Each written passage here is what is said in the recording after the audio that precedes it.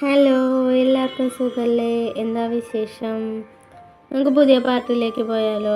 ഇത് നമ്മുടെ 23ാമത്തെ പാർട്ടാണേ. കമൻ്റ് ഇടാൻ മറക്കരുത്. സബ്സ്ക്രൈബ് ചെയ്താതെ കാണുന്നവരാണെങ്കിൽ സബ്സ്ക്രൈബ് ചെയ്ത് സപ്പോർട്ട് ചെയ്യാനും മറക്കല്ലേ കേട്ടോ. അപ്പം നമുക്ക് സ്റ്റോറിയിലേക്ക് പോയാലോ? ശിവ കോളേജിന് മുമ്പിൽ കാർ നിർത്തിയപ്പോഴാണ് പാർവണ കണ്ണു തുറന്നത്. അത്യാവശ്യം വലിപ്പമുള്ള ഒരു കോളേജായിരുന്നു. കോളേജിൻ്റെ ഗേറ്റിന് മുന്നിൽ MS എഞ്ചിനീയറിംഗ് കോളേജ് എന്ന് വലുതാക്കി എഴുതി വെച്ചിട്ടുണ്ട്. ശിവ കാറ് നിർത്തി പുറത്തേക്ക് ഇറങ്ങിയതിന് പിന്നാലെ പാർവണയും കാറിൽ നിന്നിറങ്ങി. അവരെ കാത്ത് മറ്റൊരു കാറിൽ ഗേറ്റിന് മുൻവശത്ത് 2 പേർ കൂടെ നിൽക്കുന്നുണ്ടായിരുന്നു. ശിവ അവരുടെ അരികിലേക്ക് നടന്നു ചെന്ന് അവരിരുവർക്കും കൈ കൊടുത്തു. ശേഷം പാർവണയ്ക്ക് നേരെ തിരിഞ്ഞു. ഇത് ആര്യ ഗ്രൂപ്പ് ഓഫ് കമ്പനിയിൽ നിന്നുള്ളവരാണ്. ഇവർ നമ്മോടൊപ്പം ഉണ്ടാവും. ഇത് രാജീവ്. 40-45 വയസ്സ് നിൽക്കുന്ന ഒരാളെ കാണിച്ച് ശിവ പറഞ്ഞു. പാർവണ അയാളെ നോക്കിയൊന്ന് പുഞ്ചിരിച്ചു. ഇത് നവീൻ. അടുത്തുള്ള മറ്റൊരാളെ ചൂണ്ടിക്കൊണ്ട് ശിവ പറഞ്ഞു. അയാളെ കാണാൻ 26-27 വയസ്സ് പ്രായമേ ഉള്ളൂ. അയാൾ പാർവണയെ നോക്കി പുഞ്ചിരിച്ചതും അവളുടെ ഉള്ളിലെ കുഞ്ഞു കോഴി പതിയെ തലപൊക്കിയിരുന്നു. ഇങ്ങനെ ഒരു ചുള്ളൻ ഇവിടെ ഉണ്ടാവുമെന്ന് ഒരിക്കലും പ്രതീക്ഷിച്ചില്ല. എന്തായാലും താങ്ക്സ് മഹാദേവ, പാർവണ മനസ്സിൽ പറഞ്ഞു. എന്നാൽ നമുക്ക് അകത്തേക്ക് പോവാം. പാർവണ നടന്നോളൂ, ഞാൻ കാറ് പാർക്ക് ചെയ്തിട്ട് വരാം. അത് പറഞ്ഞ ശിവ കാറുമായി കോളേജിൻ്റെ ഉള്ളിലേക്ക് കയറി. പിന്നാലെ രാജീവ് ചേട്ടനും കാറുമായി അകത്തേക്ക് പോയി. ഇപ്പോൾ തുമ്പി നവീനും മാത്രമേ എവിടെയുള്ളൂ. അകത്തേക്ക് പോവാം, അവനൊരു പുഞ്ചിരിയോട് ചോദിച്ചതും അവൾ തലയാട്ടിക്കൊണ്ട് അവൻ്റെ ഒപ്പാകത്തേക്ക് നടന്നു. ആർദ്രവിൻ്റെ ഫ്രണ്ടാണല്ലേ? അയാൾ പാർവണയോടായി ചോദിച്ചു. അതെ, എങ്ങനെ മനസ്സിലായി? അവൾ അത്ഭുതത്തോട് ചോദിച്ചു. ആർദ്ര എന്നോട് പറഞ്ഞിരുന്നു ഇങ്ങനെയൊരു തുമ്പി അല്ല പാർവണ ഇവിടെ ഉണ്ടാവുമെന്ന്, ഒന്ന് ശ്രദ്ധിക്കണേന്ന് അവൻ പറഞ്ഞിരുന്നു. അവൻ ചിരിയോടെ കണ്ണിറുക്കിക്കൊണ്ട് പറഞ്ഞു. അപ്പോഴേക്കും രാജീവേട്ടനും ശിവയും അവരുടെ അരികിലേക്ക് എത്തിയിരുന്നു. അവർ 4 പേരും കൂടെ നേരെ പ്രിൻസിപ്പാളിൻ്റെ റൂമിലേക്കാണ് പോയത്. പാർവണയും നവീനും ഓഫീസിൽ നിന്ന് പുറത്തു നിന്നു. ശിവയും രാജീവുമാണ് പ്രിൻസിപ്പാളിനെ കാണാൻ അകത്തേക്ക് പോയത്. ഉടൻ തന്നെ അവർ ഇരുവരും തിരിച്ചു വന്നു. അവരോടൊപ്പം കോളേജിലെ പ്യൂൺ കൂടി ഉണ്ടായിരുന്നു. അയാൾ ഒരു താക്കോൽ കൂട്ടവുമായി മുന്നോട്ട് നടന്നു. അവർക്ക് പിറകെ പാർവണയും ശിവയും നവീനും രാജീവും പോയി. കോളേജിൻ്റെ ആ വരാന്തയിലൂടെ മുന്നോട്ട് നടക്കുമ്പോൾ 2 സൈഡിലും ഉള്ള പെൺകുട്ടികൾ തങ്ങളെ തന്നെ നോക്കുന്നവർ ശ്രദ്ധിച്ചു. വിളുമാരൊക്കെ ആരെങ്ങനെ നോക്കണേ? പാർവണ സസൂക്ഷ്മം നിരീക്ഷിച്ചു. ചിലപ്പോൾ നവീനായിരിക്കും, ഞാനും ഫസ്റ്റ് ടൈം കണ്ടപ്പോൾ വായ നോക്കിയതല്ലേ. അത് പറഞ്ഞ് അവൾ മുന്നോട്ട് നടന്നു. തുമ്പി, വെയിറ്റ്, നീ ഒന്നുകൂടി ഒന്ന് സൂം ചെയ്ത് നോക്കിക്കേ, എല്ലാവരുടെയും നോട്ടം എങ്ങോട്ടാണെന്ന്. അവളുടെ മനസ്സ് അവളോടായി പറഞ്ഞു. ശരിക്കും നോക്കിയപ്പോഴാണ് ആ ഞെട്ടിക്കുന്ന സത്യം അവൾ അറിഞ്ഞത്. നവീനയല്ല, ശിവയാണ് എല്ലാവരും നോക്കണേ. എന്നാൽ ഇതൊന്നും അറിയാതെ ശിവ മുന്നോട്ട് നടക്കണം. ഇതിന് മാത്രം നോക്കാൻ ഇയാൾക്ക് ഇത്ര ലുക്കുണ്ടോ? പാർവണ സ്വയം ആലോചിച്ചു. എനിക്കിത്ര ആളായിട്ടും തോന്നിയിട്ടില്ലല്ലോ. എനിക്കിഷ്ടമായത് നവീനാണ്. എന്ത് രസമാണ്. തുമ്പി, അവളുടെ മനസ്സ് അവളെ വിളിച്ചു. അതോടെ അവളുടെ ഉള്ളിലെ കുഞ്ഞു കോഴി വേഗം കൂട്ടിൽ പോയി ഒളിച്ചു. പ്യൂൺ അവരെ നേരെ കൊണ്ടുപോയത് ഒരു റൂമിലേക്കാണ്. അയാൾ കയ്യിലെ കീ ഉപയോഗിച്ച് വാതിൽ തുറന്നു. അകത്ത് കയറി ലൈറ്റ് ഇട്ടു. ഇതാണ് സാർ നിങ്ങൾക്കുള്ള റൂം. അകത്തേക്ക് ചൂണ്ടി അയാൾ പറഞ്ഞ് പുറത്തേക്ക് പോയി. അത്യാവശ്യം വലിപ്പമുള്ള ഒരു റൂമാണത്. റൂമിൻ്റെ നടുവിലായി 2-3 ഡെസ്കുകൾ തമ്മിൽ കൂട്ടിയിട്ടിട്ടുണ്ട്. അതിന് തൊട്ട് 2 ബെഞ്ചുകൾ ഇരിക്കാനായി അറേഞ്ച് ചെയ്തിരിക്കുന്നു. ശിവ ബെഞ്ചിലേക്ക് ഇരുന്ന് കയ്യിലുള്ള ലാപ്ടോപ്പ് ഓപ്പൺ ചെയ്ത് എന്തൊക്കെയോ നോക്കാൻ തുടങ്ങി.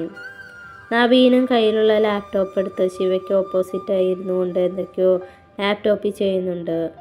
രാജീവേട്ടനാണെങ്കിൽ കയ്യിലുള്ള ഫയൽ എന്തൊക്കെയോ നോക്കുന്നുണ്ട്. ഇവിടെ ഇപ്പോൾ പണിയൊന്നുമില്ല, അത് വെറുതെ ഇരിക്കണം, ഞാൻ മാത്രമാണല്ലേ. എന്നാൽ നമുക്ക് പോയാലോ? ശിവ ബെഞ്ചിൽ നിന്ന് എഴുന്നേറ്റ് ലാപ്ടോപ്പ് കയ്യിലെടുത്തുകൊണ്ട് പറഞ്ഞു. ഒപ്പം തലയാട്ടിക്കൊണ്ട് നവീൻ എഴുന്നേറ്റു. അവർ 3 പേരും മുറി വിട്ട് പുറത്തേക്ക് ഇറങ്ങുമ്പോൾ പാർവണയും ടേബിളിന് മുകളിലുള്ള ഒരു ഫയൽ എടുത്ത് അവർക്ക് പിന്നാലെ നടന്നു. ഞാൻ വെറുതെ കൈവീശി നടക്കുന്നത് ശരിയല്ലല്ലോ, അവൾ മനസ്സിൽ പറഞ്ഞുകൊണ്ട് അവർക്ക് പിന്നാലെ നടന്നു. അവൾ നേരെ പോയത് ഒരു സെമിനാർ ഹാളിലേക്കാണ്. അവിടെ കുറേ കുട്ടികൾ നിരന്നിരിക്കുന്നുണ്ട്. ശിവയെ കണ്ടതും അവിടെയുള്ള പെൺപടകളുടെ മുഖം വിടർന്നു. ചില പെൺകുട്ടികൾ നവീനയെ നോക്കുന്നുണ്ട്. ഒറ്റ മിനിറ്റിനുള്ളിൽ തന്നെ പാർവണ അത് കണ്ടുപിടിച്ചു. ശിവ നേരെ ക്ലാസ്സിന് നടുവിലായി ചെന്നിരുന്നു. ക്ലാസ്സിൽ ഒരു പ്രൊജക്റ്റ് സെറ്റ് ചെയ്തിട്ടുണ്ട്. ശിവ ലാപ്പിൽ എന്തൊക്കെയോ ചെയ്തു. സ്ക്രീനിൽ വലുതായി എല്ലാവർക്കും കാണാവുന്ന തരത്തിൽ എന്തൊക്കെയോ പിക്ചർ തെളിയിക്കാൻ തുടങ്ങി. ആൺകുട്ടികളൊക്കെ സ്ക്രീനിലേക്ക് നോക്കിയിരുന്നപ്പോൾ പെൺകുട്ടികൾ കണ്ണു മൊത്തം ശിവയിലും നവയിലും ആയിരുന്നു. എന്നാൽ ഇയാൾക്ക് ഇത്രയ്ക്കൊക്കെ ലുക്കുണ്ടോ? പാർവണ ശിവയെ മൊത്തത്തിലൊന്ന് നോക്കിക്കൊണ്ട് മനസ്സിൽ കരുതി. തുടർന്ന് ശിവ തൻ്റെ കമ്പനിയിലെ പ്രൊജക്റ്റിനെ കുറിച്ചും അതിലെ ഡീറ്റെയിൽസിനെ കുറിച്ചും എല്ലാവർക്കും എക്സ്പ്ലെയിൻ ചെയ്തു കൊടുക്കാൻ തുടങ്ങി. ഒപ്പം തന്നെ നവീൻ സ്ക്രീനിൽ എന്തൊക്കെയോ ചിത്രങ്ങൾ കാണിച്ചു കൊടുക്കുന്നുമുണ്ട്. പാർവണ കുറച്ചു നേരം ഒക്കെ അത് ശ്രദ്ധിച്ചുവെങ്കിലും അവൾക്ക് ബോറടിക്കാൻ തുടങ്ങി. അവൾ ഒന്നും മിണ്ടാതെ ക്ലാസ്സിൻ്റെ ഒരു സൈഡിലേക്കായി നിന്നു കാലൊക്കെ വേദനിക്കാൻ തുടങ്ങി.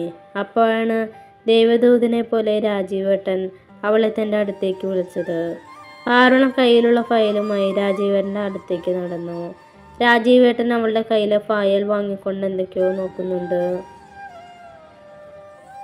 അയ്യോ കുട്ടി, ഈ ഫയലല്ല വേണ്ട, ഒരു റെഡ് കളറുള്ള ഒരു ഫയൽ അവിടെ കാണും, അതൊന്ന് എടുത്തിട്ട് വരാമോ? അയാൾ അവളോട് ചോദിച്ചു. ആ സാർ, ഞാൻ വേഗം പോയി എടുത്തിട്ട് വരാം, അവൾ പെട്ടെന്ന് പറഞ്ഞു. ധൃതിയൊന്നുമില്ല, പതുക്കെ നടന്നു പോയിട്ട് വന്നാൽ മതി, രാജീവേട്ടൻ ഒരു ചിരിയോടെ പറഞ്ഞു. അവൾ രാജീവേട്ടൻ്റെ കയ്യിൽ നിന്ന് ആ ഫയൽ തിരിച്ചു വാങ്ങി മറ്റേ ഫയൽ എടുക്കാനായി അവളുടെ സാധനങ്ങൾ വെച്ച റൂമിലേക്ക് പോയി.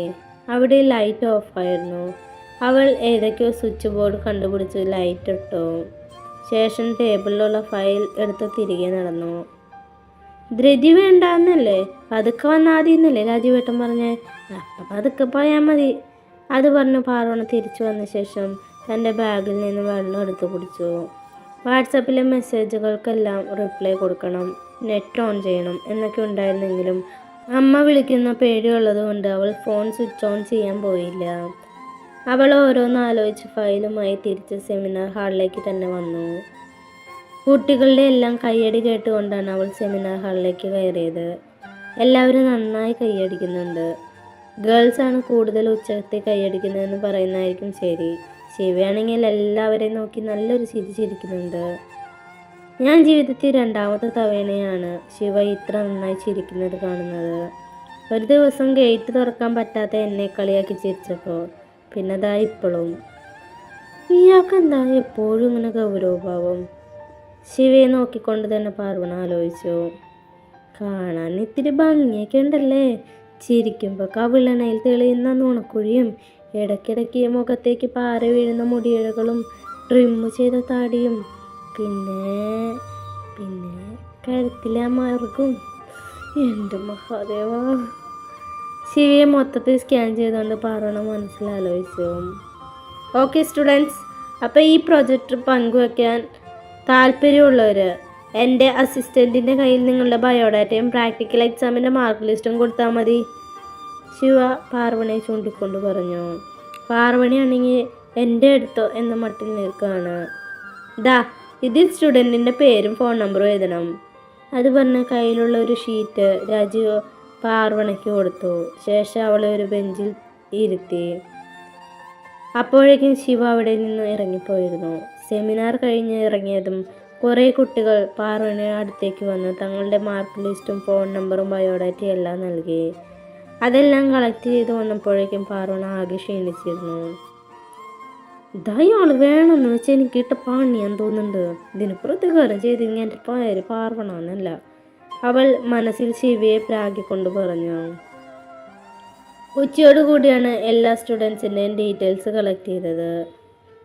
കളക്ട് ചെയ്ത പേപ്പറുമായി പാർവണ നേരെ റൂമിലേക്ക് പോയി. അവിടെ ശിവയും നവീനും രാജീവേട്ടനും ഉണ്ടായിരുന്നു. ഡീറ്റെയിൽസ് എല്ലാം കളക്ട് ചെയ്തോ? രാജീവേട്ടൻ പാർവണയോട് ചോദിച്ചു. ആ ചെയ്തു, അവൾ കയ്യിലെ പേപ്പറുകൾ മൊത്തം രാജീവേട്ടന് നൽകിക്കൊണ്ട് പറഞ്ഞു. Okay good.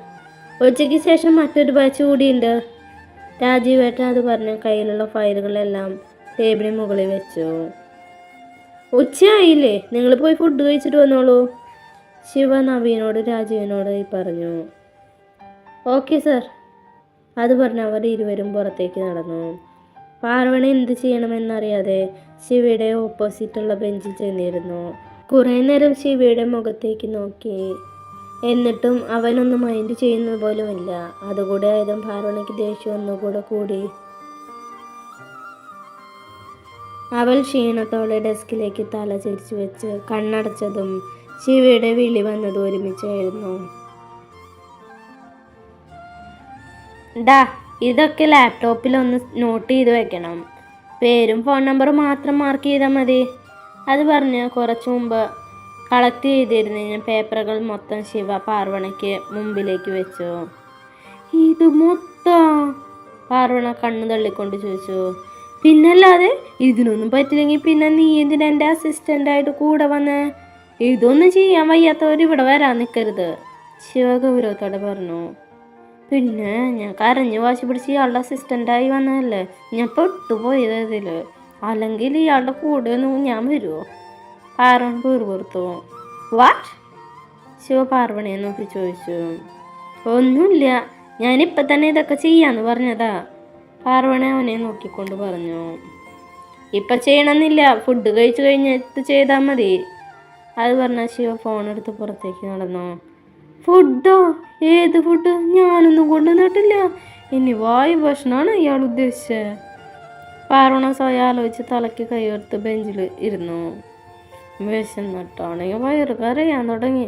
രാവിലെ സങ്കടം കൊണ്ട് ഞാൻ അധികമൊന്നും കഴിച്ചിട്ടില്ല. എൻ്റെ വിധി. ഓരോന്നാലോചിച്ചുകൊണ്ട് അവൾ അങ്ങനെ ഇരുന്നു. അപ്പം അതാ ശിവയുടെ ഡ്രൈവർ പാത്രത്തിൽ ഫുഡുമായി വരുന്നു. അത് കണ്ടതും പാർവണയുടെ കണ്ണുകൾ വിടർന്നു. അയാൾ ഫുഡ് ടേബിളിന് മുകളിൽ കൊണ്ടുവന്ന് വെച്ചിട്ട് തിരികെ പോയി. അല്ല, അയാൾക്ക് കൊണ്ടുവന്ന ഫുഡ് കണ്ടിട്ട് ഞാൻ വെള്ളമിറക്കിട്ടിരുന്നിട്ട് എന്താ കാര്യം? അയാളുടെ സ്വഭാവം വെച്ച് മിക്കവാറും എൻ്റെ മുമ്പിലിരുന്ന് ഫുഡ് കഴിച്ച് എന്നെ കൊതിപ്പിക്കാനായിരിക്കും. അവൾ വീണ്ടും ഡെസ്കിലേക്ക് തല ചായച്ചു. അപ്പോഴേക്കും ആരോടോ ഫോണിൽ സംസാരിച്ചുകൊണ്ട് ശിവ അകത്തേക്ക് വന്നു. നീ കഴിക്കുന്നില്ലേ? ശിവ അവളെ നോക്കി ചോദിച്ചു. ഞാൻ ഫുഡ് കൊണ്ടുവന്നിട്ടില്ലേ സാർ, നിഷ്കുവായിട്ട് പറഞ്ഞു. പോയി കൈ കഴുകിട്ട് വാ. ശിവ അത് പറയേണ്ട താമസം പാർവണ പുറത്തേക്ക് ഒറ്റ ഓട്ടായിരുന്നു. മിനിറ്റ് നേരം കൊണ്ട് അവൾ കൈ കഴുകി തിരികെ വന്നിരുന്നു. അപ്പോഴാണ് ഡ്രൈവർ ഫുഡ് പ്ലേറ്റിൽ വിളമ്പുന്ന അവൾ കണ്ടത്. അവൾ ഒന്നും മിണ്ടാതെ ഡോറിനരികിൽ തന്നെ നിന്നു. വാ കുഞ്ഞേ, ഡ്രൈവറെ പാർവണയെ നോക്കി പറഞ്ഞതും അവൾ വേഗം വന്ന് ശിവയുടെ ഓപ്പോസിറ്റുള്ള ബെഞ്ചിൽ തന്നെ ഇരുന്നു. അപ്പോഴേക്കും ഒരു പ്ലേറ്റിൽ ചോറും സാമ്പാറും ക്യാബേജ് ഉപ്പേരിയും അച്ചാറും പപ്പടവും ഡ്രൈവർ ചേട്ടൻ വിളമ്പി അവൾക്ക് മുന്നിൽ വെച്ച് കൊടുത്തു. അവൾ ഫുഡ് കൊടുത്തു കഴിഞ്ഞും ഡ്രൈവർ പുറത്തേക്ക് പോയി. പാർവണ അപ്പോഴാണ് ശിവയുടെ പ്ലേറ്റിലേക്ക് ശ്രദ്ധിച്ചത്. എന്തൊക്കെയോ ഇലയും പൂവും പോലത്തെ എന്തൊക്കെയോ സാധനം. അവനത് കത്തിയും കോലും തുടങ്ങിയ ആയുധങ്ങൾ വെച്ച് മുറിച്ച് കഴിക്കുന്നു. പാർവണ എന്തായെന്ന് മനസ്സിലാവാതെ അവനെ തന്നെ നോക്കിയിരിക്കുകയായിരുന്നു. എന്താ? അവളുടെ നോട്ടം കണ്ട് ശിവ സംശയത്തോട് ചോദിച്ചു. ഒന്നുമില്ല. അത് പറഞ്ഞ് അവൾ വേഗം തൻ്റെ പ്ലേറ്റിലുള്ള ഫുഡിലേക്ക് നോക്കി അത് കഴിക്കുന്നതിൽ കോൺസെൻട്രേറ്റ് ചെയ്തു. എങ്കിലും ഇടയ്ക്കിടയ്ക്ക് ഒളിക്കണ്ണിട്ടിട്ട് ശിവയെ നോക്കാൻ അവൾ മറന്നില്ല. എന്നാലും ഇതൊക്കെ എങ്ങനെ കഴിക്കുന്നതാണാവോ? അവൻ കഴിക്കുന്നത് കണ്ട് പാർവണി ആലോചിച്ചു. ചിലപ്പോൾ ഇവിടെ ആയിരിക്കില്ല ജനിച്ചു വളർന്ന്. അവൻ കഴിക്കുന്നത് കണ്ട് പാർവണ ആലോചിച്ചു. നല്ല വിശപ്പുള്ളത് കൊണ്ട് തന്നെ അവൻ വേഗം ഫുഡ് മൊത്തം കഴിച്ചു എണീറ്റു. അപ്പോഴേക്കും ശിവ കഴിച്ച് എഴുന്നേറ്റ് പോയി. പാർവണ നേരെ തൻ്റെയും ശിവയുടെയും പ്ലേറ്റ് എടുത്ത് വെച്ചു. അപ്പോഴേക്കും ഡ്രൈവർ ചേട്ടൻ അങ്ങോട്ട് വന്നിരുന്നു. വേണ്ട കുഞ്ഞ്, കുഞ്ഞ് പോയി കൈ കഴുകിക്കോ, ഞാനിതൊക്കെ എടുത്തു വെച്ചോളാം. അത് പറഞ്ഞ് അവളുടെ കയ്യിലെ അവളുടെയും ശിവയുടെയും പ്ലേറ്റ് അയാൾ വാങ്ങിച്ചു. പാർവണ അയാളെ ഒന്ന് നോക്കിയൊന്ന് പുഞ്ചിരിച്ചുകൊണ്ട് കൈ കഴുകാൻ പോയി.